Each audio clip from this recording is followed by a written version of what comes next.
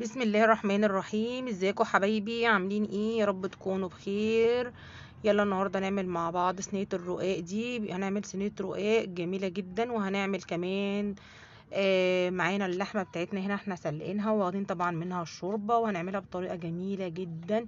ومعانا هنا صينيه الرقاق المورقه زي ما انتم ما شايفين باجمل طريقه. نبدا بقى، احنا هنا طبعا سلقين اللحمه، هننزل بيها على النار. هنقطع كميه حدات حلوه من البصل وطماطم، ماشي. هننزل عليها بملح وفلفل ومكعب مرقه، وعلى نار هاديه بقى هنسيبها كده، ونحط كوبشتين شوربه وهنسيبها مع بعضيها. هنرجع بقى للرقاق بتاعنا.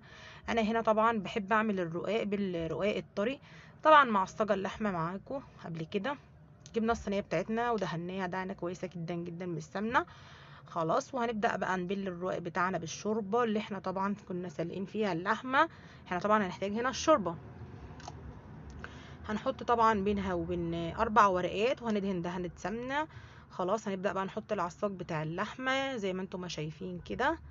خلاص، هنجرب مع بعض بقى طريقة الرقاق دي في الفرن، بصراحة في منتهى الجمال، وان شاء الله هتعجبكم جدا. هنكمل بقى بقية الرقاق مع بعض ونحط الطبقات التانية.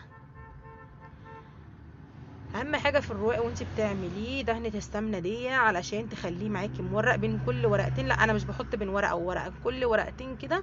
خلاص، وهنبدا بقى نقطع مع بعض الرقاق زي ما انتم ما شايفين كده. بصوا بقى، انا بعمله معامله الجلاش. جربي الطريقه دي ان شاء الله تعجبك.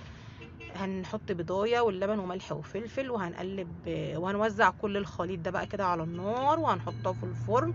ومجرد ما هيستوي من تحت كده هنولع عليه الشوايه. وكمان قفلنا مع بعض صينيه الجلاش قبل كده، ودي شكل